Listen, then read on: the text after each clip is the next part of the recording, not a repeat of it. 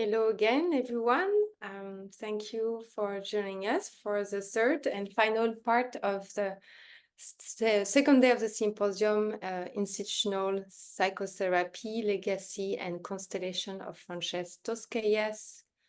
Thank you for joining us for the closing program of the symposium, a conversation between W.J.T. Mitchell and Hannah Zevin, titled From a Curse to a Critical Perspective.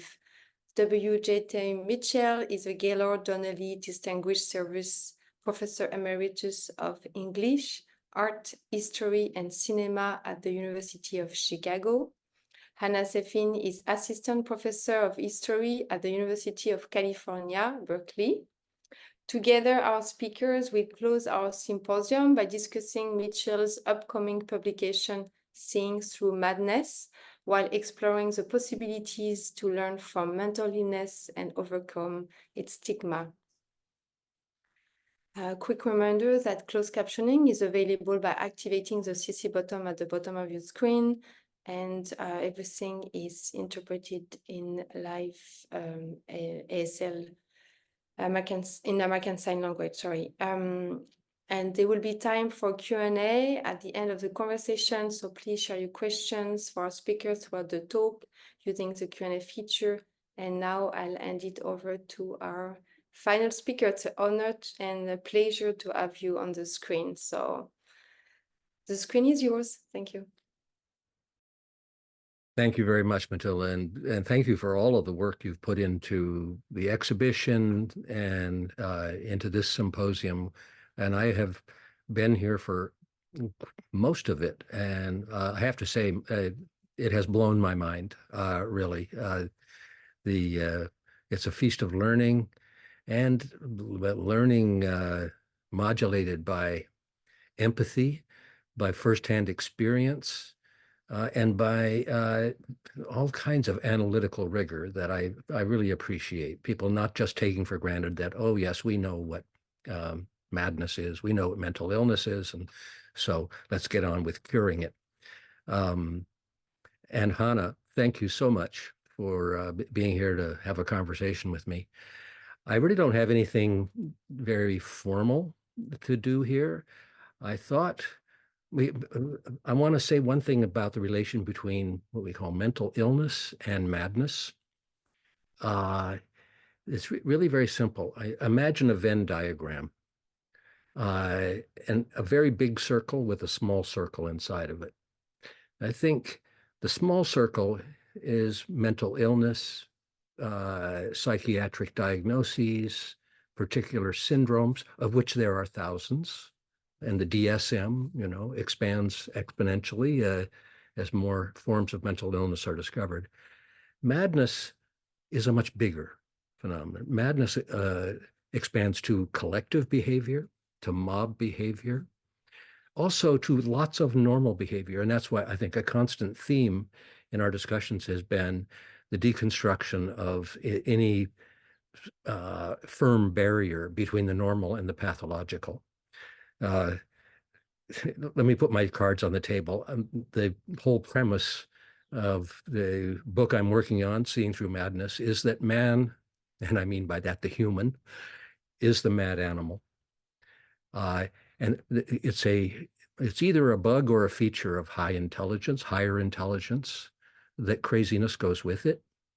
So I think of the sphere of madness as coupling falling in love, being inspired, being traumatized, and some of it's very temporary.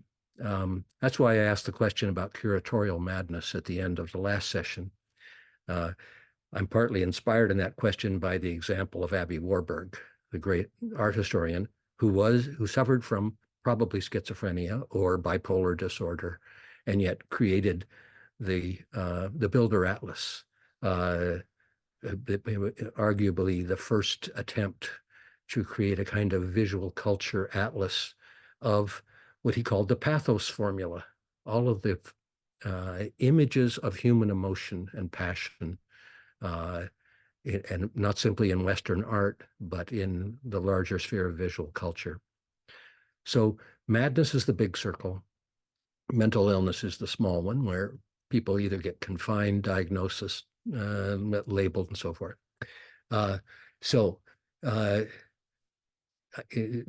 want to go from that to the exhibition, which takes you through the career of Toscal and outsider art, art brut, all of the themes we've been discussing.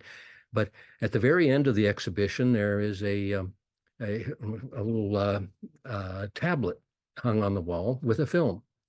And that film is called Crazy Talk. It was made in 2011 by my son, Gabriel Mitchell, who was diagnosed with schizophrenia when he was about 19 and took his life when he was 20 years later, when he was 39 years old. The film is a kind of, I wouldn't call it outsider art. It's really an attempt to produce a cinematic critique of madness itself, to take on, I mean, Gabriel had a kind of mantra he would repeat. He was, in response to his diagnosis of schizophrenia, he often said, my goal in life is to transform schizophrenia from an affliction and a curse into a critical framework for understanding human nature.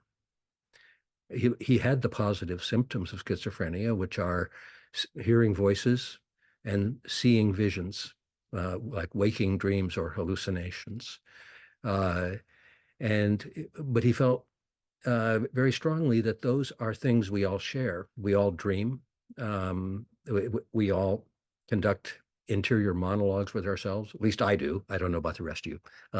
But we argue with ourselves, and sometimes that voice, interior voice, can be the voice of another or an alien in your own mind. So he wanted to take schizophrenia, transform it into a critical framework and also a creative framework. So what I'm going to show you is a film he made called Crazy Talk. It's just 9 minutes long. And I don't want to front load too much on kind of critique of it, but I would suggest there are three main elements to it, the way he made this film. One is documentary. He interviewed street people, homeless people. You'll see that. He had lots of others, but this is the one that made it into this, which was a pilot for a much longer film. It also contains what I would call sampling. Gabe grew up in the age of hip hop and rap, and the idea of stealing excerpts and mixing and matching them was very much his kind of automatic technique, and it was something he felt was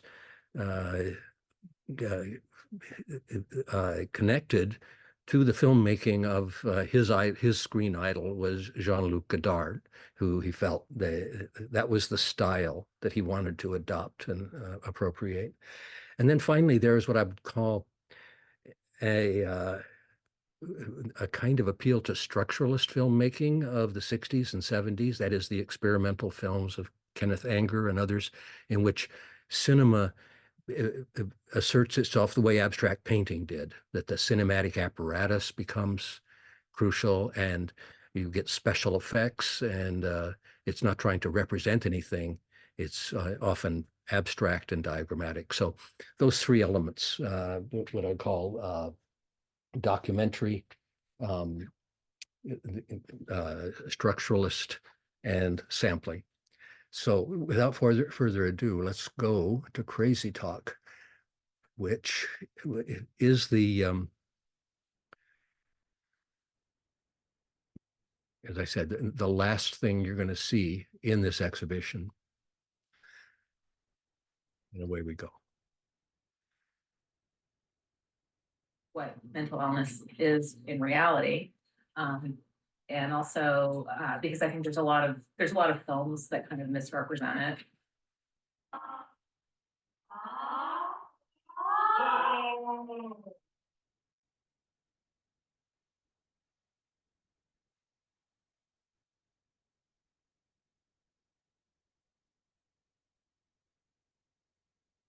Have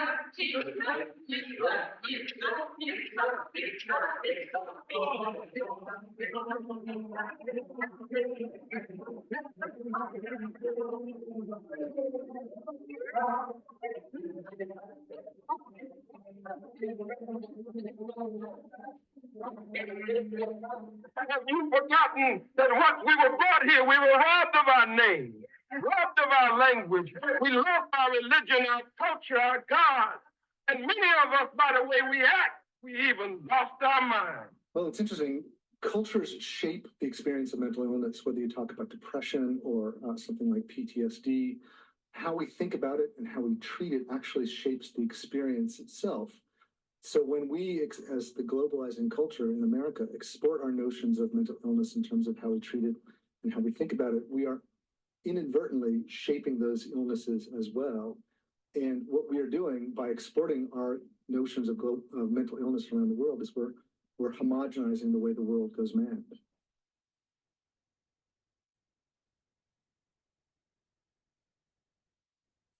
What's your name, man? Nice to meet you, Randy.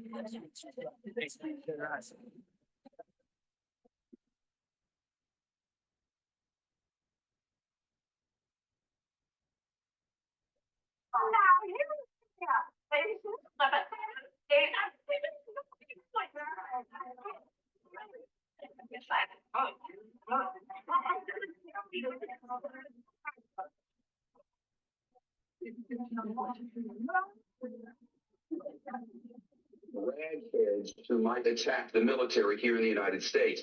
This was apparently said to Major Hassan, who it's my understanding is a convert to Islam. Is that right? You know, there are a lot of people who have been declared crazy at one time or another who later turn out to be rather geniuses for making a contribution that people could not or would accept at the time or would not recognize, but which later turned out to be very substantial. So it's all relative. I mean, it's an easy word to throw around. I suppose I've been called crazy at times too, when people not accepted an idea or suggestion that I've made. And I know that psychiatry is a pseudoscience. Don't be so gloomy. After all, it's not that long. What the fellow says. Naturally, for 30 years out of the Borgias, they had warfare, terror, murder, and bloodshed, but they produced Michelangelo, Leonardo da Vinci, and the Renaissance. In Switzerland, they had brotherly love. They had 500 years of democracy and peace. And what did that produce? The cuckoo clock. So long, Colin.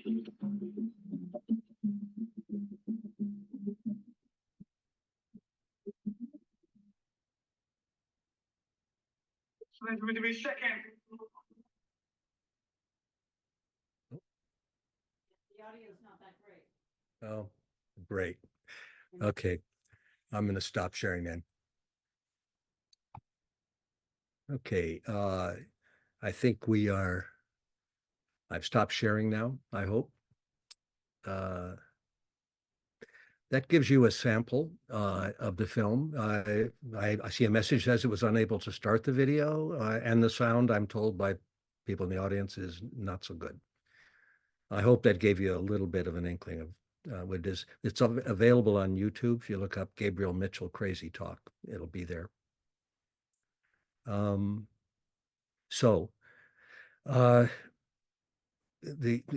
project that I'm working on is a book called Seeing Through Madness, which was inspired by Gabriel. You may have noticed, I hope the soundtrack conveyed some of the vocal background. That's a setting of William Blake's poem, Crazy Talk by my wife, Janice Miserel Mitchell, who's a well-known composer, and performed by a chorus at one of our local colleges.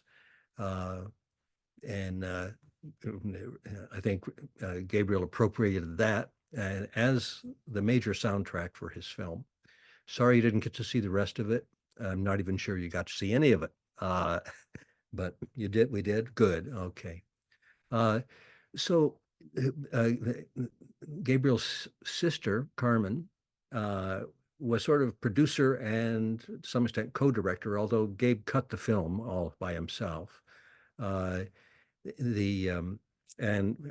his mother's music. So it was a family project, and it was the pilot for what he intended to be a 9-hour epic film about which he was going to call Histoire de la Folie, an echo of Godard's Histoire du Cinéma, and was to be an encyclopedia, a cinematic encyclopedia of representations of madness, firsthand, Hollywood, experimental, structuralist, and so forth.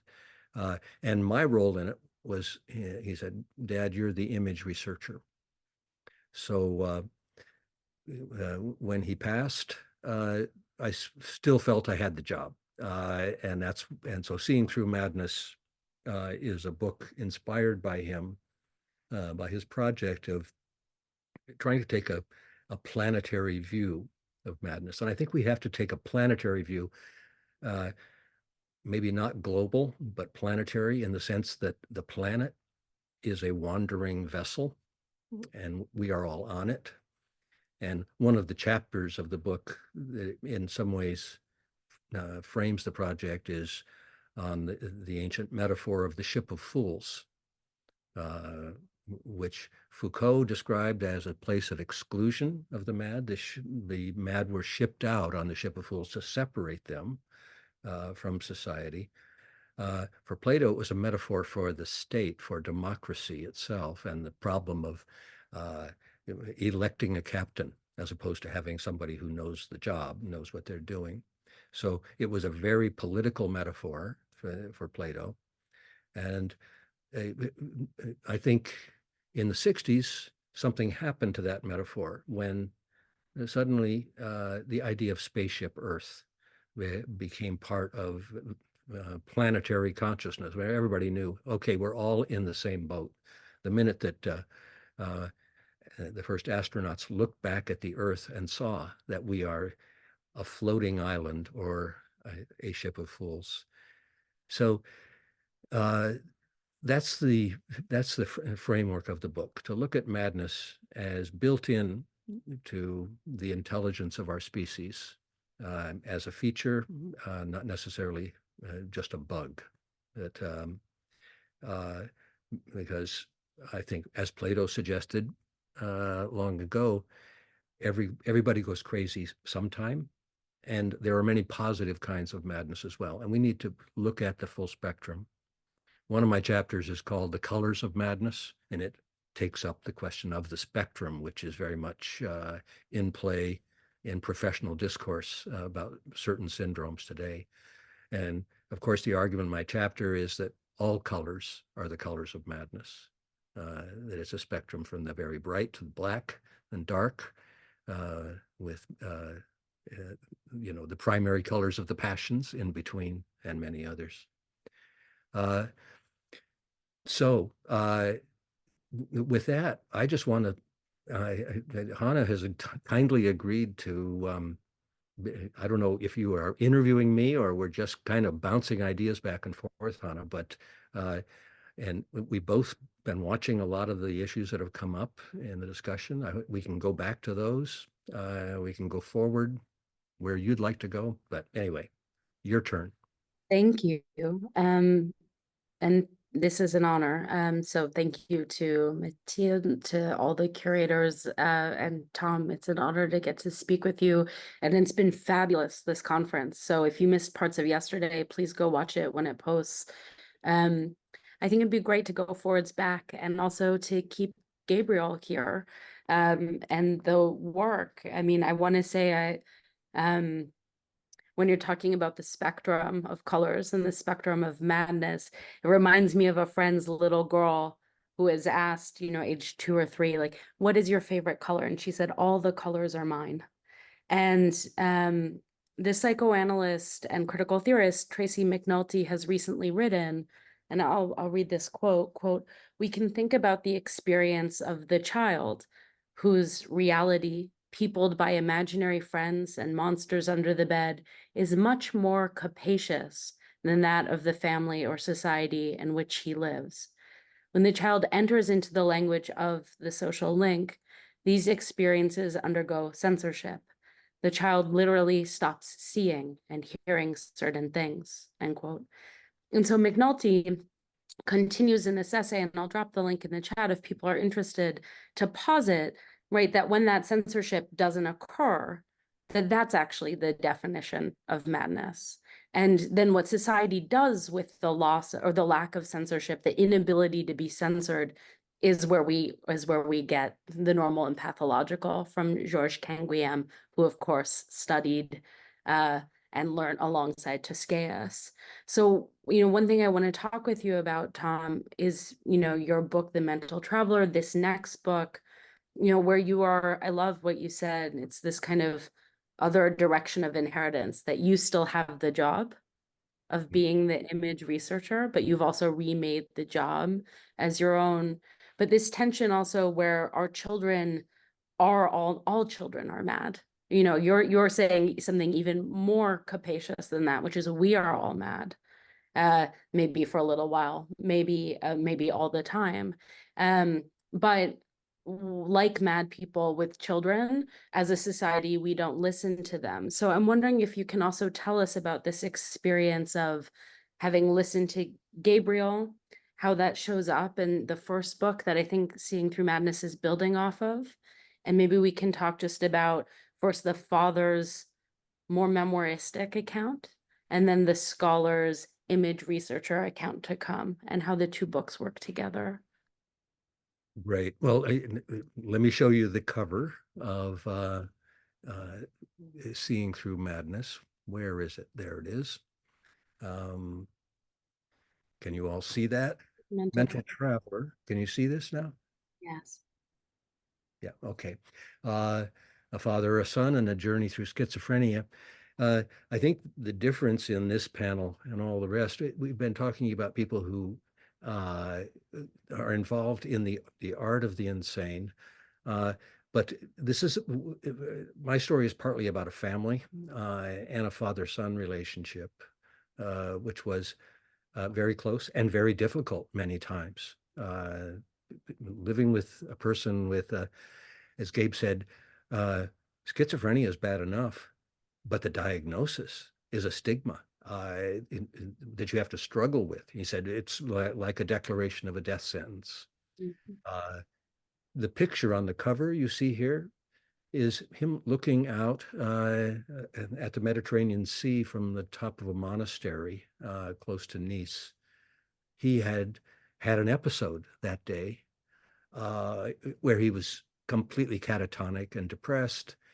And we were at a conference in southern France, and I opened the shutters of that window, and he went there and he said, "Oh my God, Dad, I feel so much better." And why not? In Carmen's film about him, one thing she stresses is him at the window, always looking out. And we asked him, what are you seeing, Gabe? He said, "Oh, you wouldn't believe the number of things I'm seeing." So he was a great gazer at the landscape, and so we chose that for the cover of this book. This one is the Korean translation, which takes one of his own drawings, which shows him and the woman he fell in love with, who wasn't even aware that he was in love with her, which was another thing happened. Some people fall in love and it's completely unreciprocated. So that's them on the tip of a wave, which is breaking away from the shore, paradoxically. I love this drawing, and the Korean publisher I think wisely chose it. So let me stop sharing that.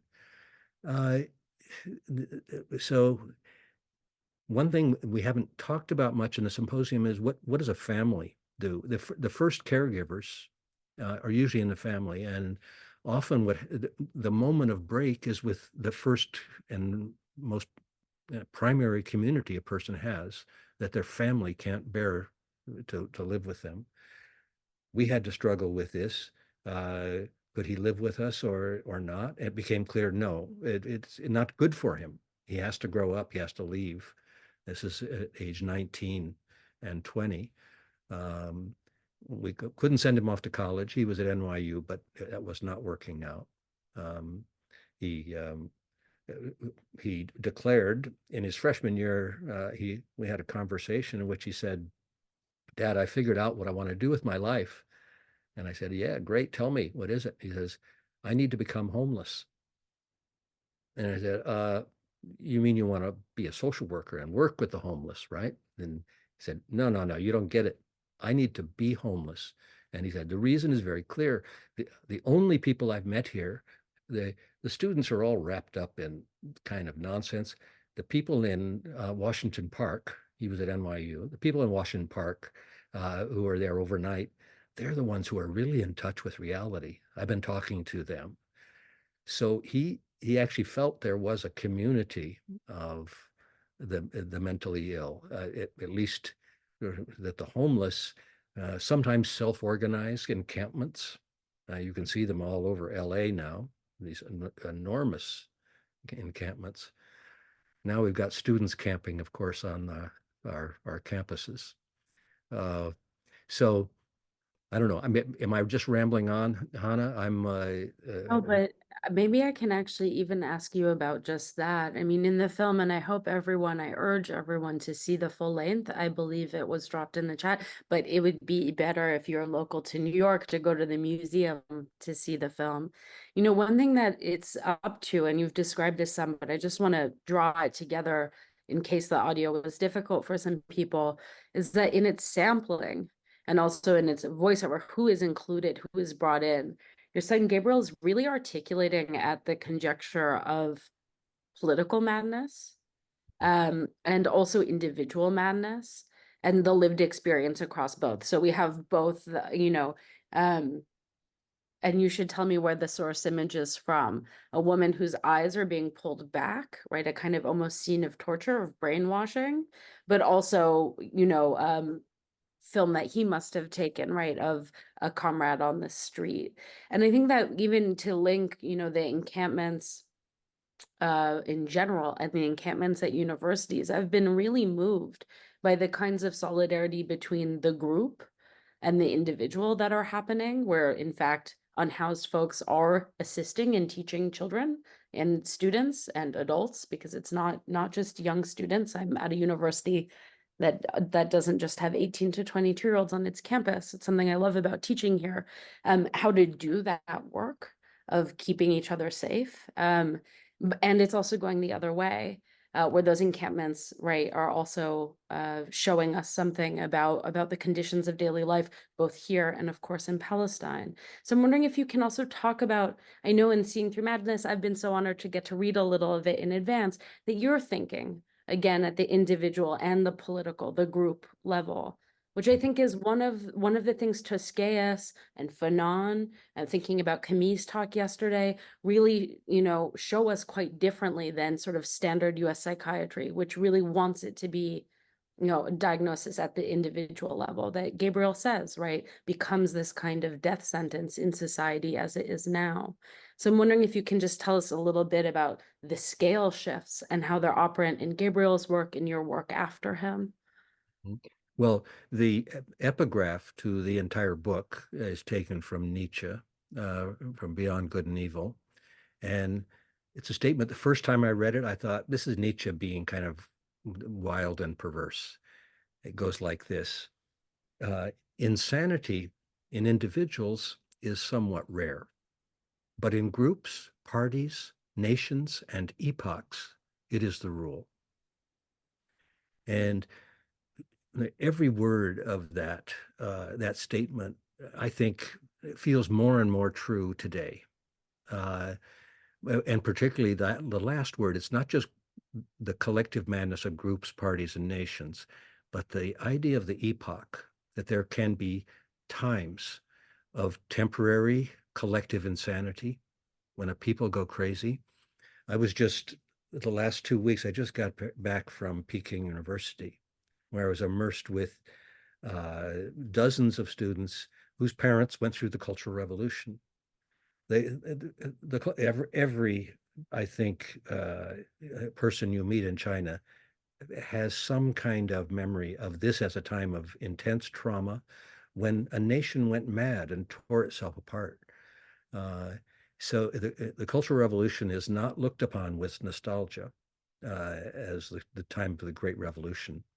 It was the great leap forward, but hugely destructive.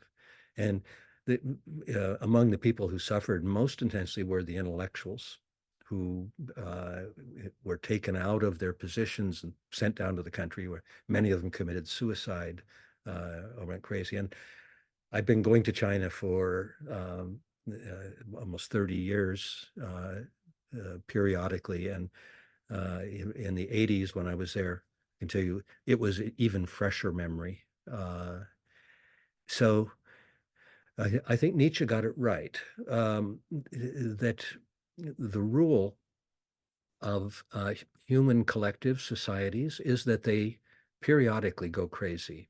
And this is what we call history, or the epoch, the French Revolution, the Russian Revolution, periods of revolution. And I think the 1930s, everybody notices how many of the features of the 1930s, which of course Tosquel was coming out of that, Spanish Civil War, the rise of fascism in Italy and Germany, the escape to the camp and the concentration camp that he endured, and then the asylum, from the camp to the asylum. This history, I think we're feeling some of it now.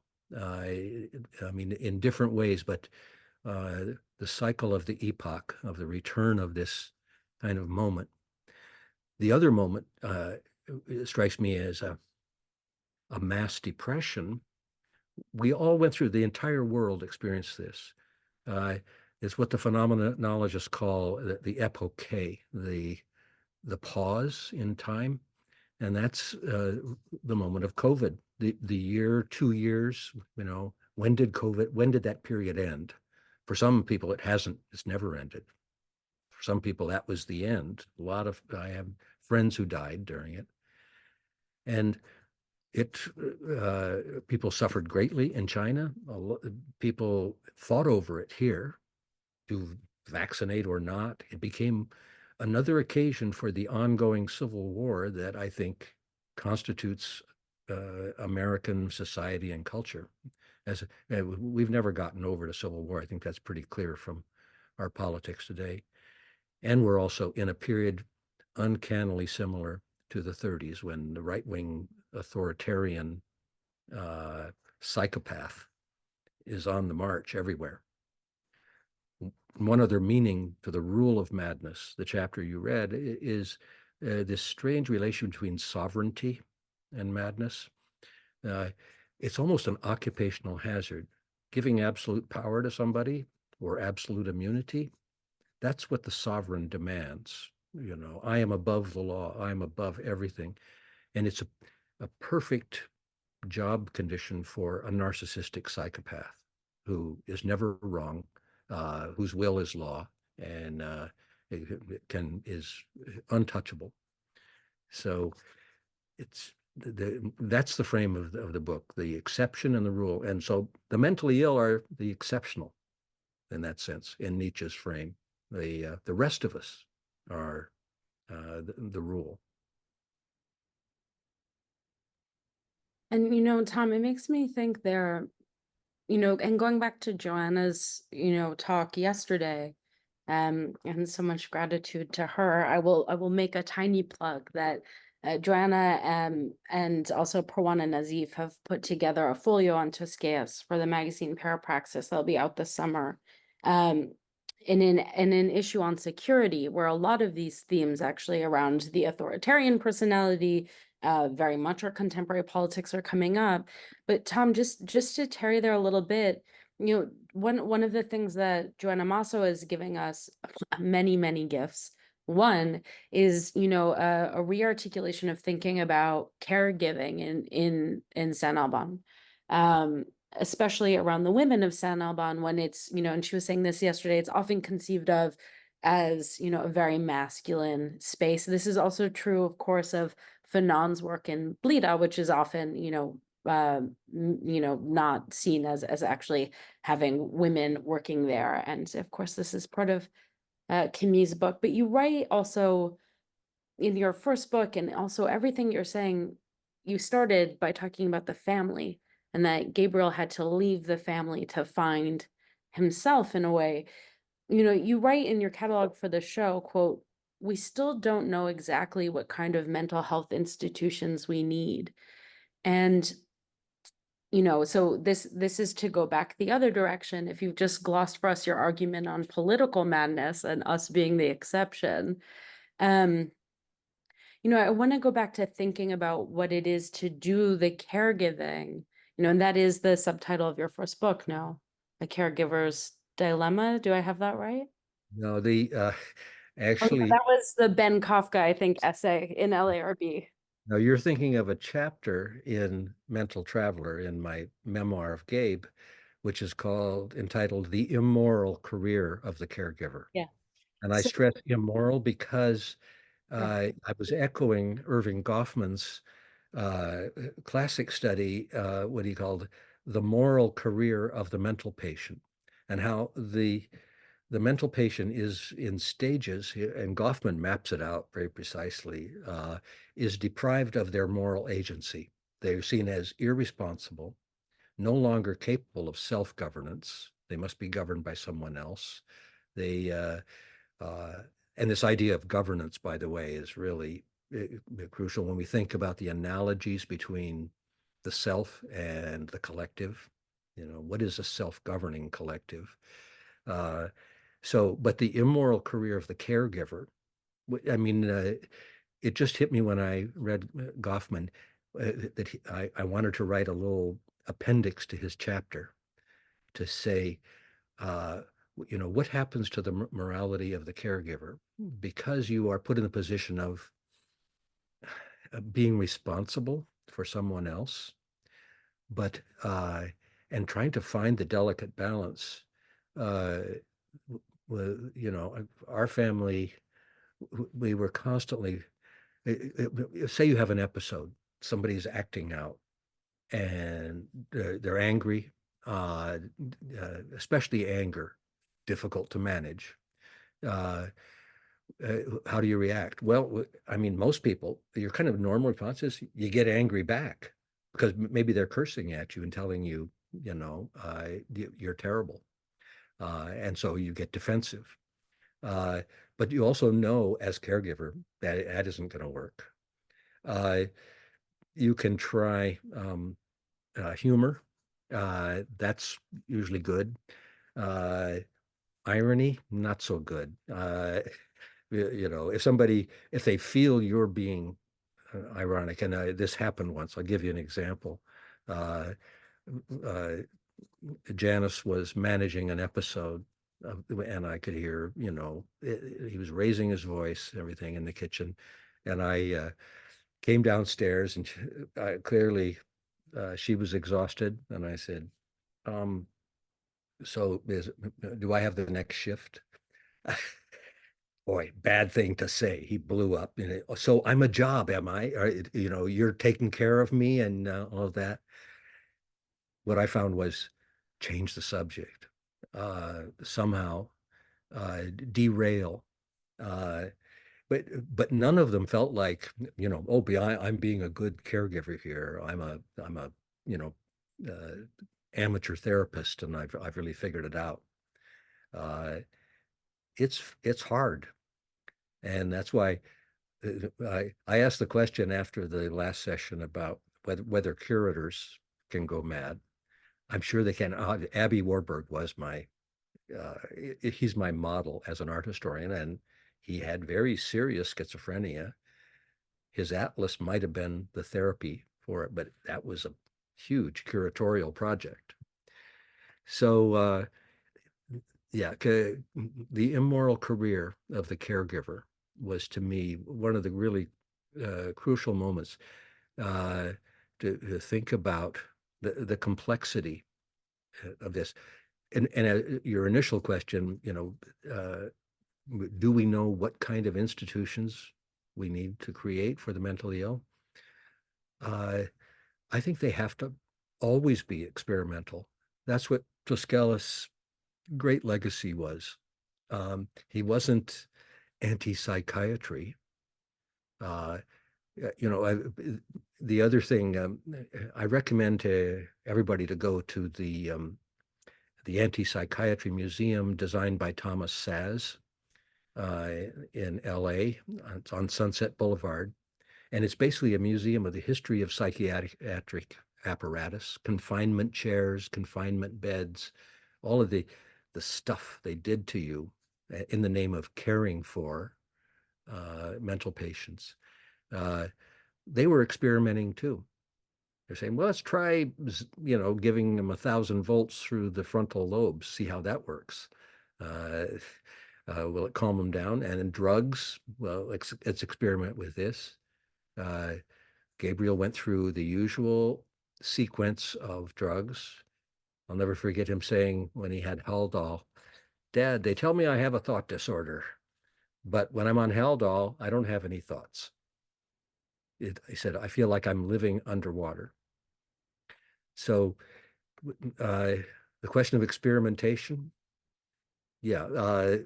some experiments can also be very dangerous and hazardous. And they're probably, one thing we never achieved was to find the wise psychiatrist who could communicate with him.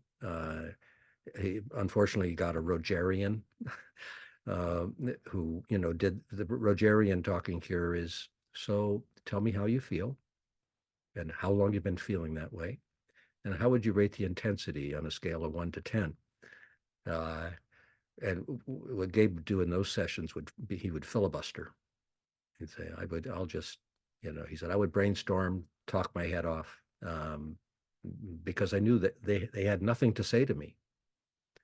He wanted somebody to say something to him. The talking cure isn't just listening. So, yeah, I still, one thing I've learned from this symposium, though,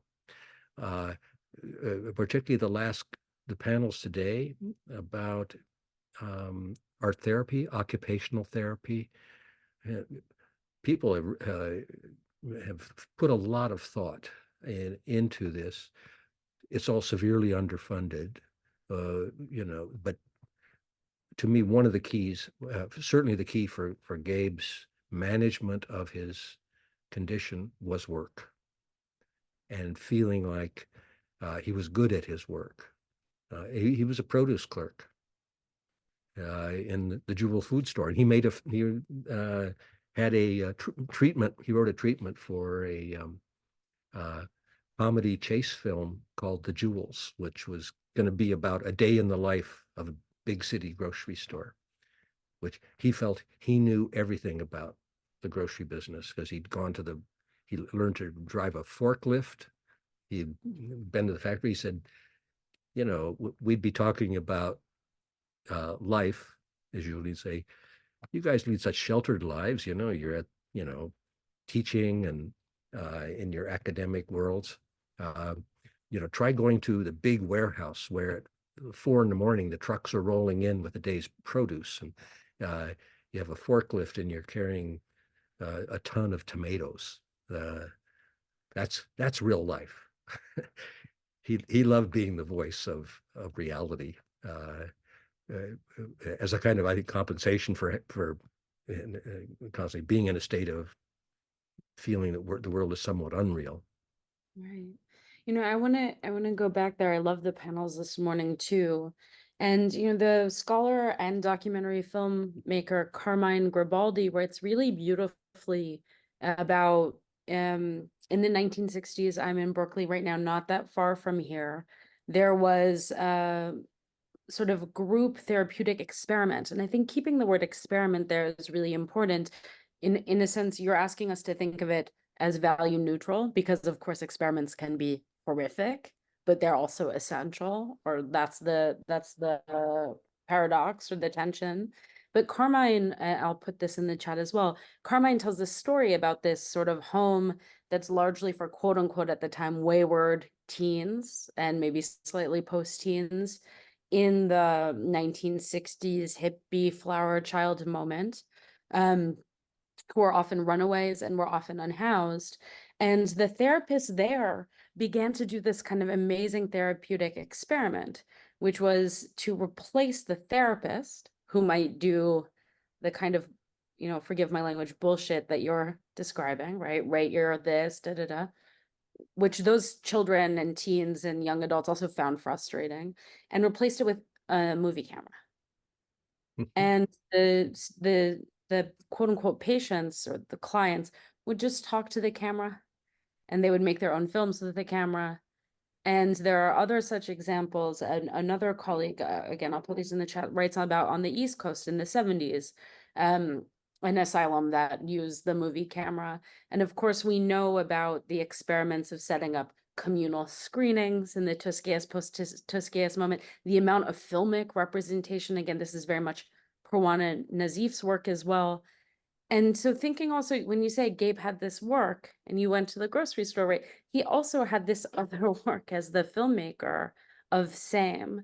And so I'm just interested, this moves us more to a kind of media studies or history conversation, but do you have any thoughts about what it is about that particular medium? Possibly. I'll say one more thing just to hopefully set you off. I hope this is of interest to you, right? Which is, I've always found it to be a really amazing conjecture. I think it's when your son pushes it back against, actually, in that film, of the Serpentine dance, right? 1895, the famous Louis Fuller dance where, I wish I had my screen sharing capabilities, but I'll imitate it. She has these scarves. It's this very famous early film that went viral. It might be the first viral moving image. It was recreated over and over again, and it was based on a play, which I think is often elided in film history, Quack MD. And she is she's in her film, she is poking fun at the hypnotists who are running rampant in New York City, trying to peddle their fake cures for the very real hysterics in New York. And of course, we know 4,000 miles away at the very same year, we have Freud and Breuer's studies in hysteria that will redress the idea that Charcot has given us, that the only way to document madness is, and I know you have this image, of course, because we did a little test in your slides there, the clinical lesson in the where Charcot's center and sort of lion tamer and his hysteric patients are around him, and then behind him are the medical men. Yeah. And I feel like that conjecture sets up film and madness and film and performance and filmic representation of Same. And one thing that Gabriel's film is trying to do is redress 100 years of cinema history that's merely representational rather than from within lived experience. I mean, that's very Tosquellian of him. So I'm wondering what is the significance of the movie, right? This is my It's I think first there's a chapter in my book. I didn't send this to you. It's called Cinemania, and it's inspired by basically French film theory, but also by Friedrich Kittler's great book, Gramophone Film Typewriter, in which Kittler says only cinema can, replicate all the mechanisms of madness. As usual, Kittler you know, there's no holding back. Everything is absolute. But but what he means by that is, you know, we didn't always have cinema, although we had the camera obscura before it. We had Plato's Cave, which was a scene of delusion, with visions of things that aren't there. This is the great hallucination is, you know, the classic central syndrome. You see things that aren't there, or you believe things that aren't true. You say things that are fantastic and can't be verified. And then you switched over to hearing as well. So I think what Hitler meant by that is cinema, in a way, is an apparatus for putting you in a dark room and simulating the positive symptoms of schizophrenia. That is, hearing voices and seeing visions. It's in a way, it's kind of a simple but profound observation, and you get a lot of echoes of this in French film theory, which I won't try to recite any of that. Also, the idea of the man with the movie camera as or the woman.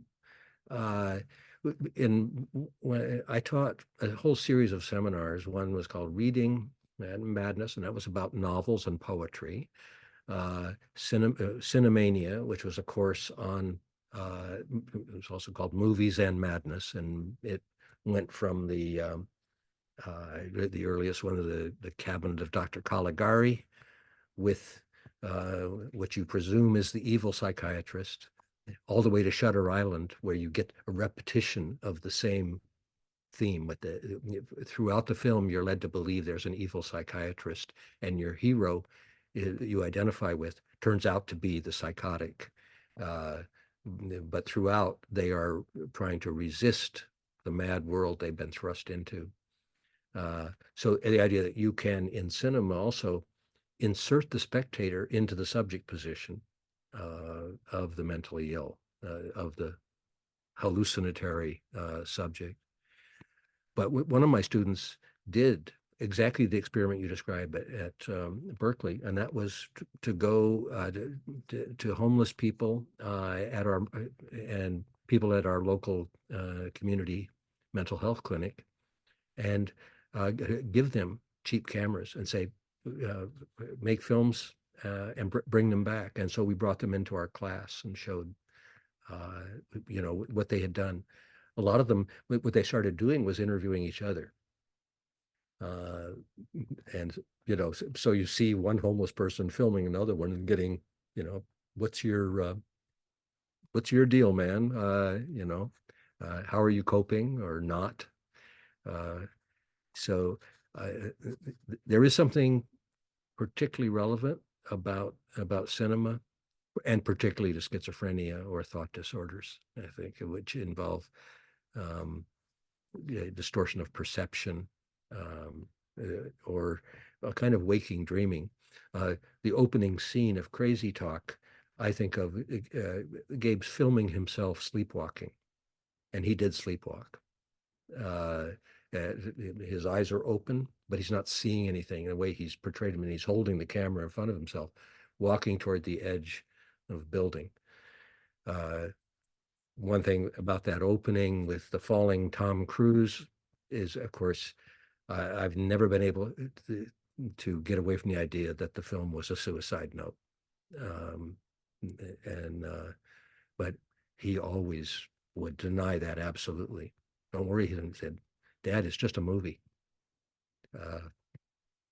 His motive, by the way, for making movies was it was a double motive.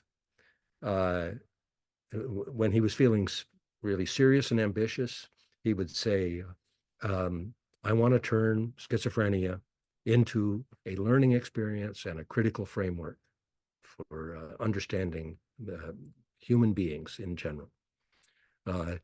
When he was in another kind of mood, his answer was, because I want to become a famous Hollywood director and not be a produce clerk. What do you think? So, and I loved it that he could say both those things. And usually when he was acting acting out, having a bad time. One thing we had in common that I could always count on was you saw the icon of Michael Jordan.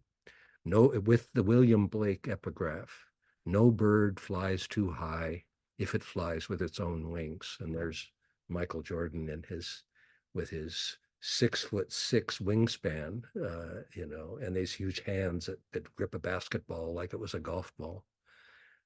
So Michael Jordan was our common idol throughout the 90s. And I often felt like I want to call up Michael or write him a letter and say, do you realize how therapeutic your existence and your performance has been, and how curative for our father-son relationship?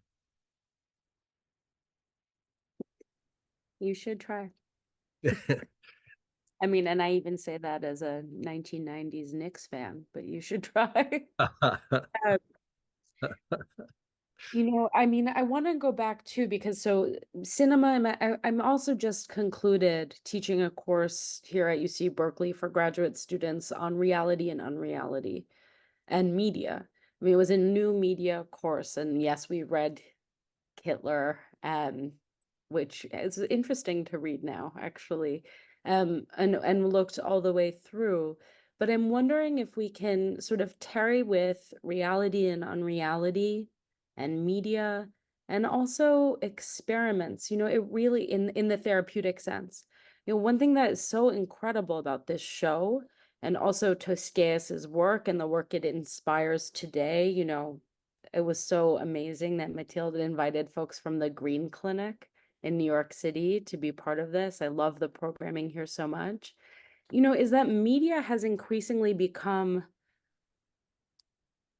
how do I want to put this? On the one hand, understood as the thing that will ruin therapy, the AI therapy bot, but also in its longer history across the century, this is central to my work, part of that experimental mechanism.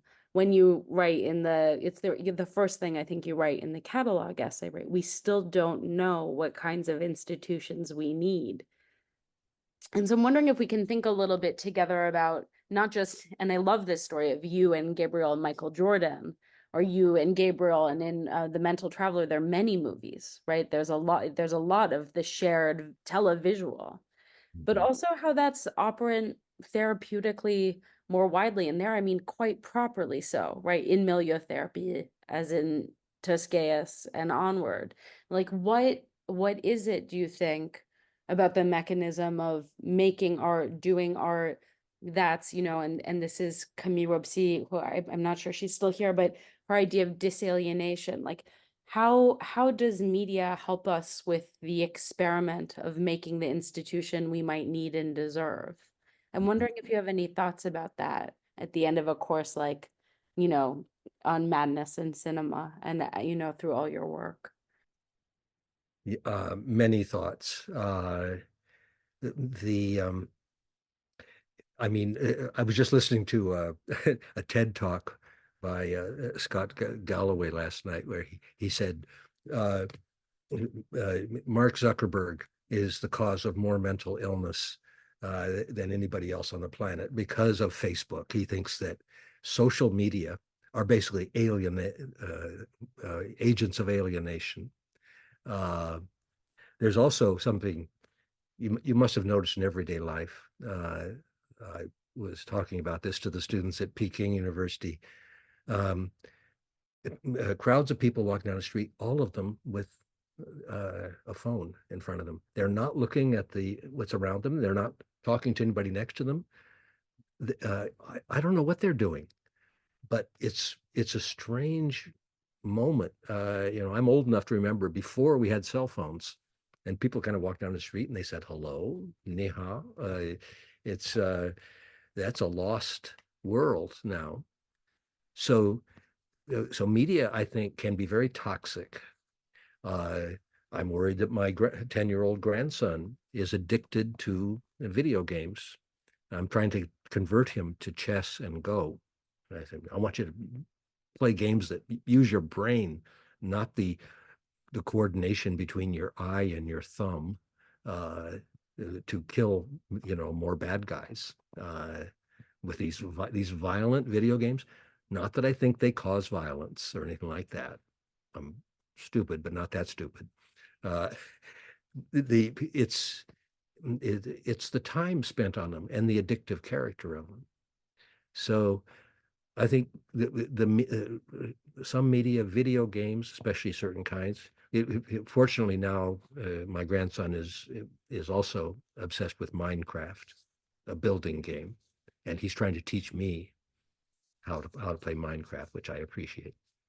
I have So- a 5-year-old, so the Minecraft world, I feel intimately I know too much now is my feeling about it, but also, it's interesting. I mean, I think in raising, and you're saying both things at once, right? And I really like that. And so I think we may know the kind of panic over screens with kids, but Mhm. even I will say, and this is what my second book is about. So like in the 20th century, really starting in the 30s, not just with television, obviously, but once there is television in the home, and your Chicago-based, not at direct colleague, but near colleague, Lynn Spiegel, writes so beautifully about this in her work, Make Room for TV.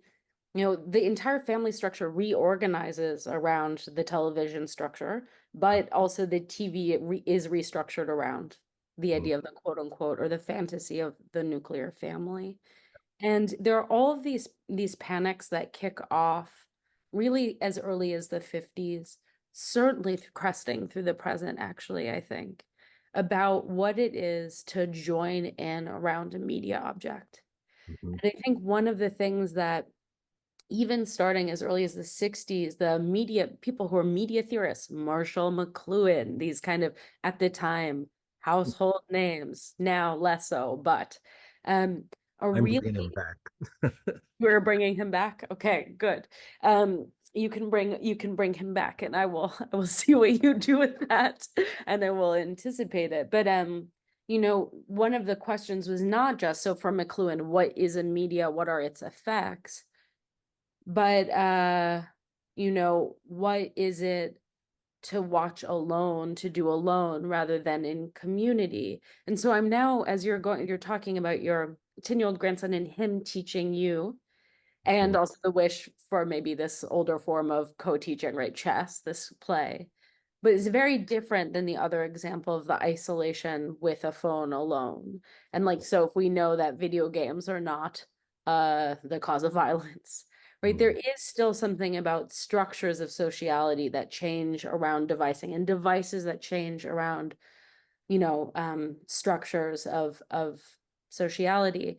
And yesterday in speaking about youth mental health crises, like I'm wondering if we can bring these things together even more. But yeah, it just struck me that the positive example, and I think many sort of academics are like, fine, if it's going to be something, have it be Minecraft, is because it's literally constructive, it's world building, but it's collaborative. And I think that's the thing we hold out for. And all of the examples, right, from this conversation have been about, even if there's an individual author, like your entire family is in on Gabriel's work, right? I know we're going to close with something from Carmen, but your wife's music, you're the image researcher. Yeah, it's but to go back to your initial question about media and the screen, screen-based culture. I've recently been writing an essay about Nam June Paik, the inventor of video art, the pioneer of that, and a particular work that he made called "Moon is the First TV." You know this work? It was an exhibition in which he had 12 TV monitors with phases of the moon on them, and I've written about this as what I call strategic lunacy. It's when the artist performs. We talked about the avant-garde. This has come up several times, and I think the madness as a strategic or tactical feature of art itself. The vanguard artist is usually seen as crazy, as outside of what the way things be. I know this is a very romantic tradition, but that's where I start with this whole subject. My specialty was romantic poetry in England, and William Blake, who was accused publicly of being a harmless madman, and who said to himself that he was drunk with inspiration and that he saw visions and heard voices. His poems were dictated to him. I pretty much take Blake at his word. And needless to say, my kids grew up with probably far too much William Blake in their lives, since that was my dissertation. And while they were in their tender years, here's Dad reading the songs of innocence and experience aloud to them, and also reading them the Proverbs of Hell. The road of excess leads to the palace of wisdom, things like that. Probably very bad lessons if you're trying to raise disciplined children. I'm sure my daughter blames me to this day for having not, and Gabe often said this. He said, the problem was you didn't exert enough authority over me. Don't you understand? It's your fault I'm crazy. You gave me too much freedom. And so I could think whatever I wanted. And how do you deal with that? What do you say to somebody who says it's your fault? You should have restrained me. You should have governed and supervised my thinking. It was, we were children of the 60s. We didn't believe in that. And I still don't believe in raising children that way. I believe in raising them with love and imagination. As you said at the beginning, there is this moment, what is it, around 7, 8, 9, when kids, quote, start to grow up and the spectrum is no longer available to them. I think it was Melanie Klein who said every what is it, 3-year-old, 2-year-old is absolutely schizophrenic. And you see that, that's why nobody gets into life without passing through that stage. So we've all been there. Yeah. And, I think when I work on someone like Wilhelm Reich, who hasn't really come up in the last 2 days, but is an interesting, so just for the audience, if for the uninitiated, Wilhelm Reich was the second generation of psychoanalysts, along with Melanie Klein, first in Vienna and then in Berlin. And then as Nazification was sort of completed, he escaped to Scandinavia very briefly before coming to the United States. He was first, like many emigres, from his intellectual group at the New School, which is, currently been in the news again for their encampments, to bring it possibly full circle. Wilhelm Reich has this very fascinating work that I've been studying about children. And he writes about the children of the future and a wish to make children of the future. He had his own son, which is how I come to it.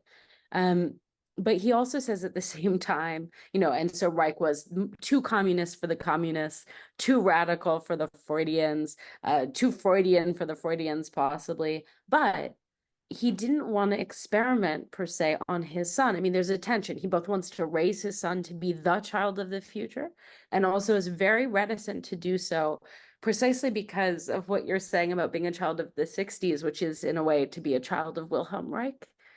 Reich combines, right, to be part of the 68 movement in Paris. So that's what I mean. He's very adjacent to what we're talking about. And he has this great quote, which is that even if you know what you know as a radical parent or as a radical thinker, you can't undo 5,000 years so easily, is what he says. And that the child knows that. So there's this real tension, right? Even when we talk about always experimenting and with children who are entrusted into our care, but of course it's also a form of experiment or to follow the Goffman. I know you keep bringing, I love the Goffman in the air, right? The family is the first total institution we're all part of. And then the question is what we make of it, right? In that mode of both experimentation and holding on to, say, our beliefs about discipline and punish, you know? Yeah, so it's a bottomless question. It's and I've stopped believing in the notion of cure. I think we talked about this when we first met, Hannah, that the illness model, one problem with it is, okay, well, we'll give them this pill, we'll give them this treatment, and all will be well. I've come around to a much more modest notion that involves something more like, at a minimum, management, self-management, and a more ambitious self-governance. I think that's it. This is why the whole topic of mental illness, to me, has a direct analogy with the political theory and the idea of the state, what is a democracy? The founding fathers of the U.S. Thought democracy was a system of divided powers. The idea that the sovereign is not absolute. The sovereign is checked by the judiciary and the legislative branch. And wonderful article, I'm sorry I can't give you a citation offhand, talks about this as the Constitution as a mental health document that they were very conscious of in terms of 18th century psychology, that reason, judgment, and will are the legislative, judicial, and executive branches. The executive is the will who puts into action. The judicial judges, objectively as much as possible, and the legislative is the reasoning branch. So, and so it's our psyche is constructed as a kind of constitution as well. That was at least Jefferson, Madison, Hamilton. All this wove through their reflections on democracy. And so we're not only at a stage right now, I feel like the psychological constitution of democracy is in danger. We can see this whether we have a corrupt Supreme Court. I mean, completely corrupt. I think it's the approval ratings are down, the trust in it is down to 18%, something like that. We have our legislative body, which cannot reason together. It just can't do it. It can't compromise, can't think about anything. And then we have a candidate for president who is a narcissistic psychopath, sociopath, who's promised to be a dictator. He's reelected, and a large number of people, a kind of cult following that says, "Yeah, this sounds good." I mean, everybody else in the world is getting run by authoritarian dictators. Look around the world. We need one too. We need. The thing that most alarms me is when people say, "Reason I like Trump so much, he speaks his mind. He doesn't equivocate." Biden's always equivocating, because he's just he's Joe. He's a normal, as close to normal as we get. Anyway, should we let people ask questions? Just remind people to please put questions in. We're on the same wavelength, Tom. So to please put questions in the chat, about any of the things we've already addressed, things you want Tom to address, I can help. We can read them out for you, but to use the Q and A box on your screen. And if nobody asks any questions, we're just going to keep on talking here. So speak up.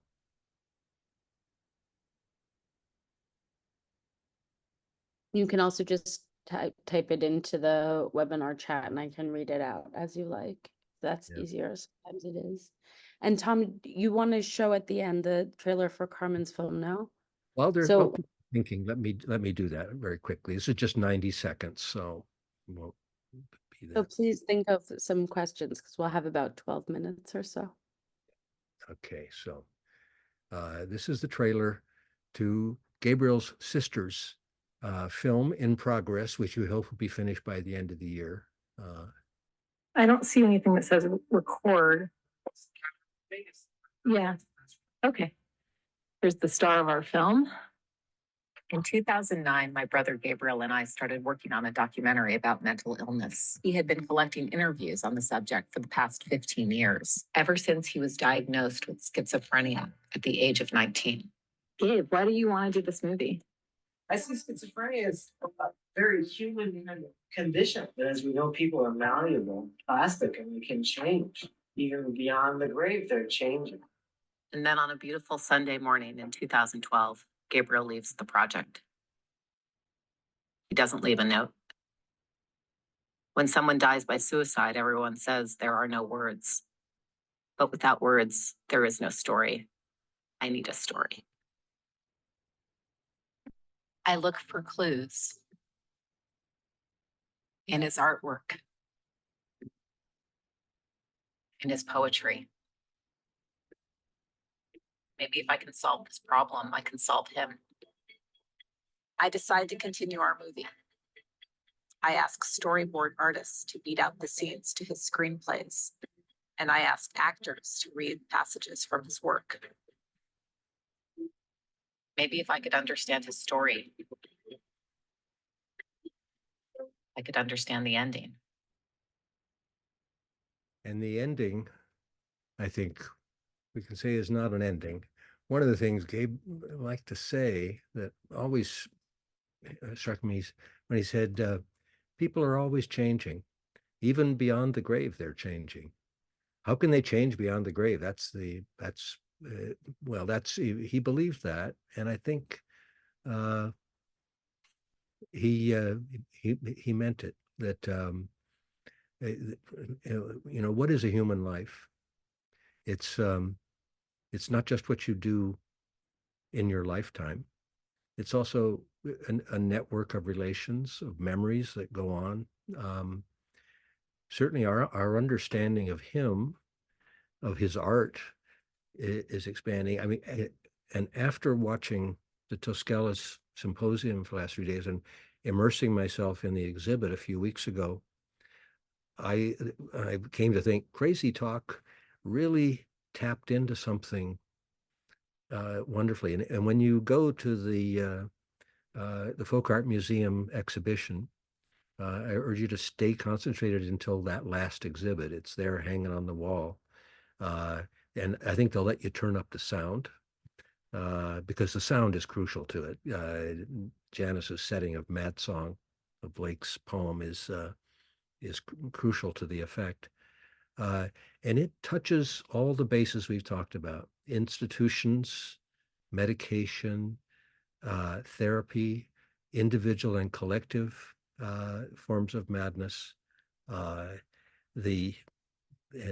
even in the structure of the film, its attempt to show visionary experience in the structuralist conclusion. And you may have noticed one image that there's another earlier preview of Carmen's film called Infinite Light, which is out there on YouTube. If you look her up and look at that title, it's about, it focused on an idea he had for a sculpture. It was called the Infinite Cube. And it was a 3 by 3 by 3 mirrored glass cube with a 10 by 10 by 10 grid of LED lights inside of it. The result of that is it stands on a table. He made all the designs for it, made models for it. But of course, it was very complicated, hideously expensive object to actually make. After he passed, I got a note from Anthony Gormley, the British sculptor, who knew Gabe and loved him. When Gormley came to Chicago for an exhibition, they went off together and taught, explored the lakefront looking for sites for sculpture. So he was fascinated with Gabe's project. So he made the infinite cube. That's why you see Carmen looking into this glass cube, which goes off into infinity. So many parts of what he did feel to me like the lineage from Toscelles to Gabriel Mitchell. It makes sense to have him at the end of the exhibition, and I have to thank Valerie and Joanna and Carlos for seeing that. It's so gratifying to his family, to me, and I think it's really good for the exhibition to have a contemporary artist weigh in on all of the issues that the exhibition is about.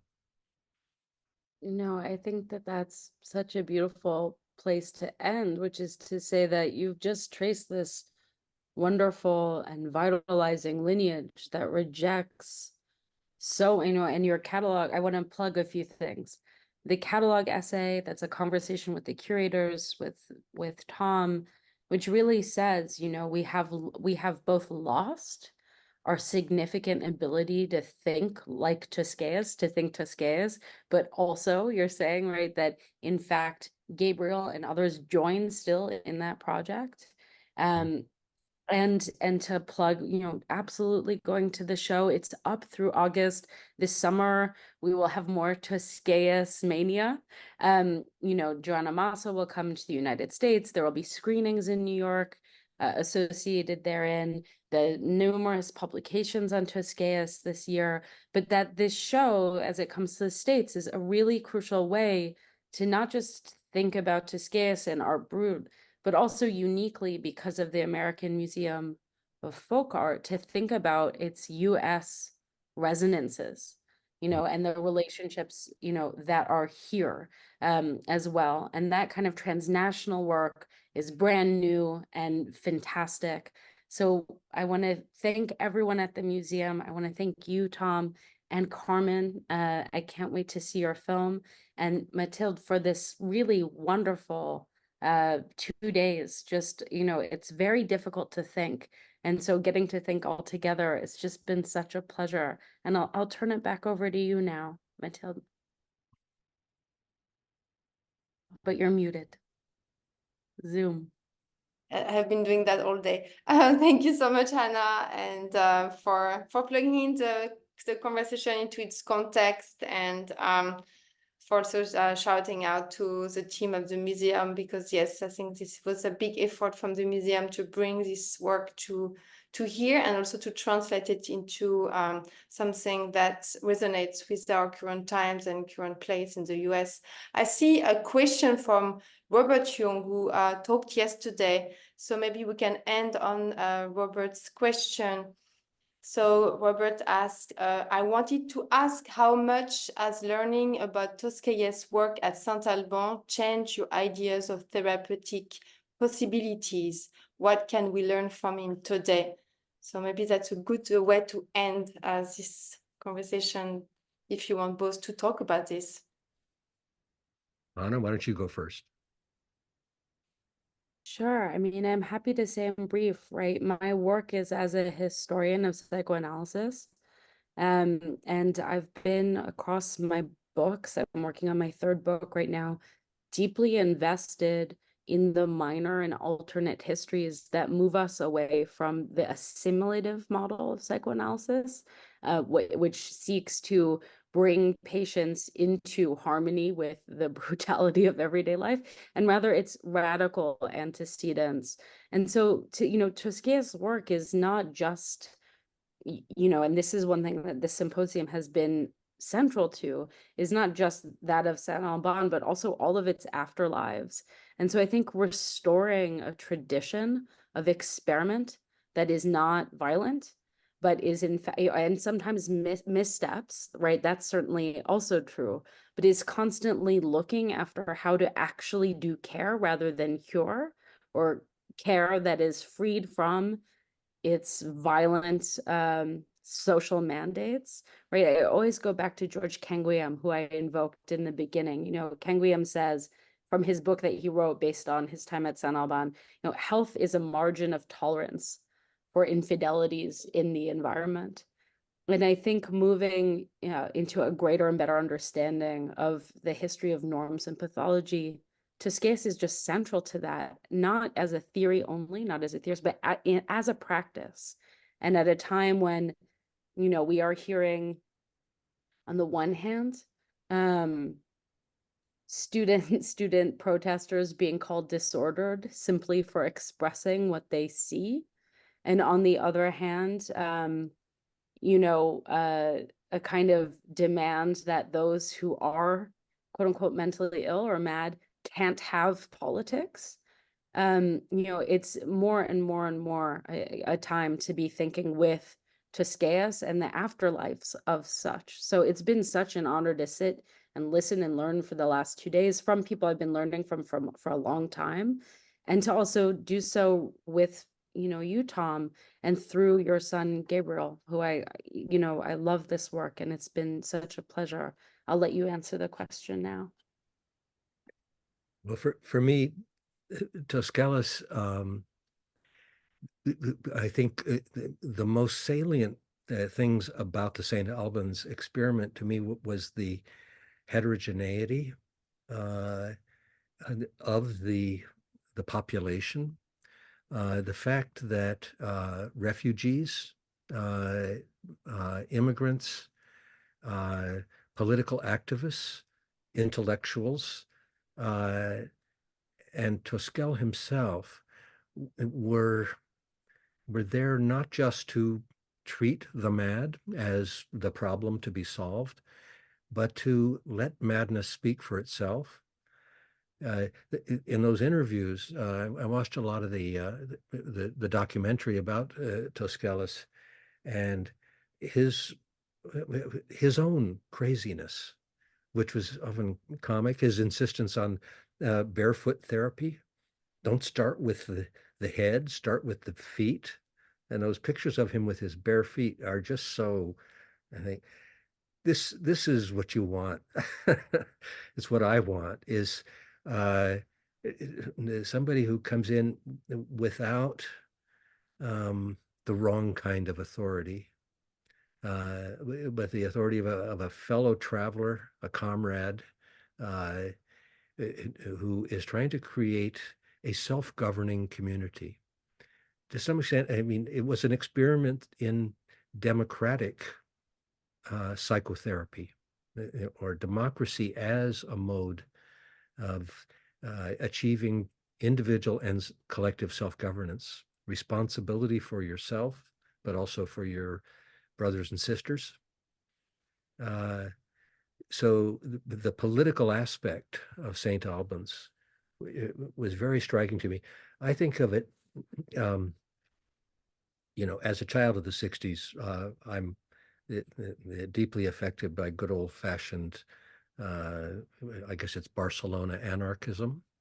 So what I'm looking for is an anarchist constitution, so we can have self-regulating communities where people are working to care for each other, because we all need care. At some point, nobody gets through life without requiring it. And that's a fundamental of democracy too, that we are not just the population, we are not just civil agents, we're part of the demos, and we're in the midst. One of the arguments of this book is the achievement. Democracy is now an endangered species of governance. It's very weak and corrupted by deregulated capital, by war. I mean, our own country. Why is it at war all the time? Jimmy Carter pointed out some time ago that there have only been 17 years in the history of this country where we weren't at war with someone. That's a pathology. And it's our normal pathology in this country. That's why we have a defense department. It's called defense, and it's got bases in every region of the world, expanding them. So we have a national pathology, which is coming to a head right at this moment. And then there is the demos is threatened from several, right? I call them the four demics. There was the pandemic, which revealed, I think, to us once more, we're all in the same boat. Plague on a ship, no one is safe. So the pandemic, there's also the climate change, which I would call the ecodemic, that is our inability to manage the environment. If this is spaceship Earth, we have to learn how to make the spaceship self-sustaining, because we've got to think about the long voyage with our descendants. Then there's the infodemic, which is a question of media that Hannah raised. The perpetuation of basically psychotic delusions in masses of people, the QAnon conspiracy, the Mad Tea Party, the rule of ideology, which is a kind of mass psychosis. And then there's the endemic condition, which I think of as mainly racism and the fear of masses of others, defining a society in terms of who it hates and fears, and its own anxieties about its security. Always, we've got to build walls around ourselves. That's endemic, I think. Very hard to cure all these demics.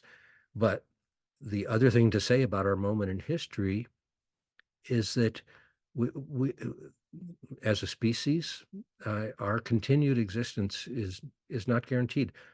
Darwin put it very simply: every species eventually vanishes. 90% of the living things that have been on this planet are no longer with us. We only know about them through fossils. There have been world dominant species like the dinosaur, and it wasn't their fault. A meteor comes from outer space and wipes them out. But our meteor is ourselves.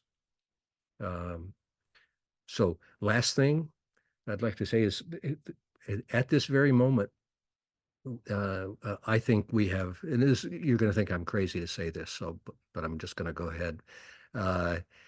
The science fiction has been telling us for the last century that there might be intelligent life out there in the universe. And maybe they're watching us. Maybe we are an experimental petri dish that they're watching. And maybe one of these days they would arrive. These are the aliens from outer space. So, but my argument is, no, they're not coming from outer space. They're coming from inner space. In fact, they've already arrived, and they are in their infancy. So they're very dangerous. They're psychotic. It's called artificial intelligence. They can do incredibly powerful things, but they need a lot of training. And that's why I love reading about the computer geeks who are training the chatbots, training AlphaGo. AlphaGo finally beat the Chinese the world champion of Go. And the way they did it was by erasing its memory of all the previous games. They thought that by having it memorize all the games, it could beat any Go master, but they couldn't. The Chinese master was still too smart and creative. So they let it play games against itself for 6 months. And its skills improved so much that in a famous game, I think it was move 96, everybody gasped, said, "This must be a mistake. It doesn't make any sense. No one has ever made that move before." And AlphaGo made that move.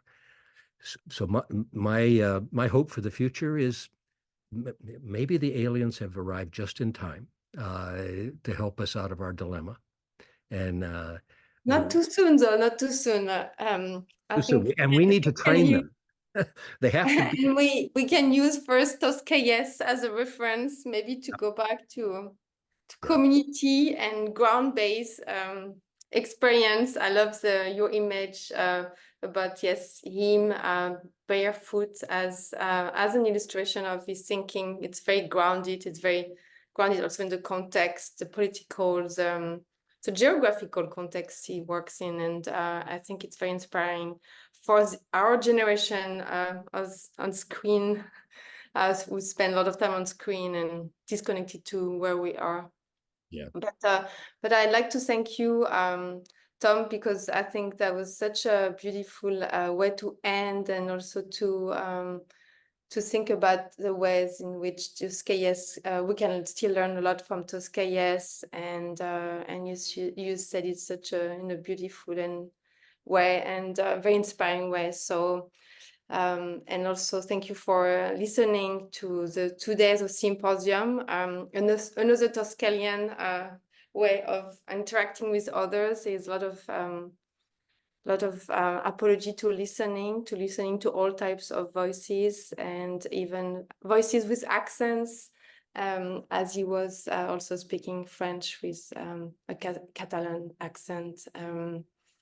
But on this note, I'd like to also thank Hannah for being with us also today. I know you had a lot of activity on the campus, as we live in a very tumultuous time. And it was a wonderful way to end the symposium. And as I said, everything is recorded and will be made available online. So if you missed some of the part of the symposium, you'll be able to go back to it. And I would like also to thank all the panelists for the symposium. Some of them are still on the call with us. So thank you so much, because it was really, we learned so much from everyone, from your research, from your groundbreaking research, and we leave with a lot to think of. And I hope for everyone who's on the call who didn't see the show yet, that this symposium will inspire you to come to see the show. It's on view, as Anna said, until August 18th, so you have some time. We are also continuing offering programs online, program on site, and we will have a series of screenings late June with one of the co-curators, Joanna Masso. So please join us. It's at the Museum of Moving Image. And I also would like to wish to thank our partners and our especially the Institute Ramon Llull was really helpful and a lead supporter of the program. Nina Betty, Suzanne Weiler, and Anthony Petullo Foundation for their generous support. And also I'd like to thank the ASL interpreters, Rana Stickler and Sherry Brown, who are on screen today and did a wonderful work. Also, Richard Ho behind the screen, always with us, and Catherine Gonzalez, who has been helping me with the organization of the program. Also, it's a long list of thank yous, but I want to also express my gratitude to Camille Hopsis, Jean Calfa, the CCCB, Centre de Cultura Contemporánea de Barcelona, and the exhibition co-curators, Carles Guerra, Joanna Masso, Valérie Rousseau, and Edouard Diogardi for their support and their help putting this program together. And as I said, we continue to offer programs, so please join us again. Take care and see you next time. And thank you again, Tom.